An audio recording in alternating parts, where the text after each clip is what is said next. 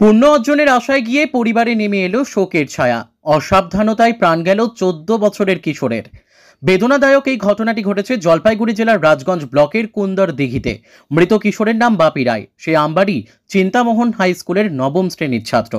স্থানীয় ও পরিবার সূত্রে জানা গিয়েছে, শিকারপুর গ্রাম পঞ্চায়েতের চেউলিবাড়ি এলাকার কুন্দর দিঘিতে বহু বছর থেকে গঙ্গা স্নান ও মেলার আয়োজন করা হয়।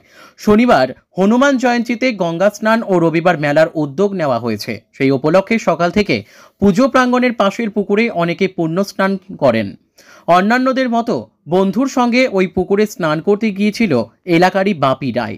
সেই সময় পুকুরের গভীর জলে তলিয়ে যায় ওই কিশোর, কিন্তু তার বন্ধু ঘাবড়ে গিয়ে বিষয়টি পুজো কমিটি বা আশেপাশের কাউকে না জানিয়ে বাড়িতে গিয়ে জানায়। ঘটনার জানাজানি হতেই স্থানীয়রা ছুটে এসে পুকুর থেকে ওই কিশোরের নিথর দেহ উদ্ধার করেন।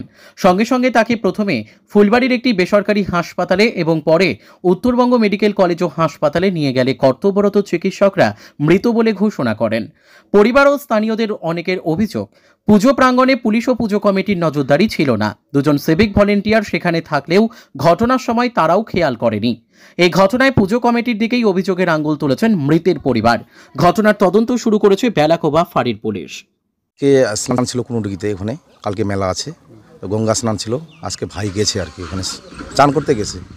ওখানে যে চান করতে গেছে, যে ওখানে তো একটা ব্যবস্থা থাকা দরকার না, যে ও যে কমিটি গঠন আছে, ওরা তো নিশ্চয়ই পুলিশ পারমিশন নিছে, ঠিক আছে। তো যে পারমিশনটা নিচ্ছে, তো ওখানে নিশ্চয়ই ব্যবস্থা থাকা দরকার ছিল। আজকে ভাই যে ওখানে আমার জলডুবি হয়ে যে আজকে মারা গেল, এটা কি ঠিক? এটা কমিটি থেকে কিটা ঠিক? কোনো ব্যবস্থা ছিল না, কোনো ব্যবস্থা ছিল না।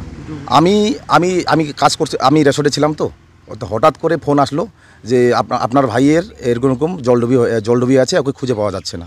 এই হচ্ছে ব্যাপার। তারপরে আমি গেলাম, যাই দেখতেছি যে ভাই অলরেডি মানে চলে গেছে, অলরেডি মরে গেছে অলরেডি। অ্যাকচুয়ালি ওইখানকার পাড়া প্রতিবেশী উদ্ধার করছে। হ্যাঁ, ছেলেগুলো যে ওখানকারই উদ্ধার করছে। সকাল থেকে স্নান ছিল? হ্যাঁ, সকাল থেকে চালু ছিল স্নান। প্রশাসনের ব্যবস্থা আমি সেরকম কিছুই দেখলাম না। সকালে চান করতে গেছিল পুকুরে, ও চান করে থেকে ওই ডুবে গেছে আর উঠতে পারেনি। কেন স্নান করতে গেছিল? আজকে মেলা আছে ওখানে, হ্যাঁ সানে মেলায় গেছিল।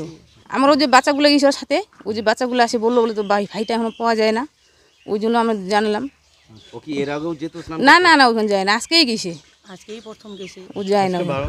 ব্যাপারটা হয়েছিল, এখানে বাচ্চাগুলো এসেছিল স্নান করতে, তারপরে বাচ্চাগুলো স্নান করতে পুকুরে নামছিল, তারপরে পুকুরে নেমে একটা বাচ্চা জলডুবি খেয়ে মারা গেছে। আমাদের এখানে পুজো ছিল। কি পূজা হচ্ছে? গঙ্গা পূজা।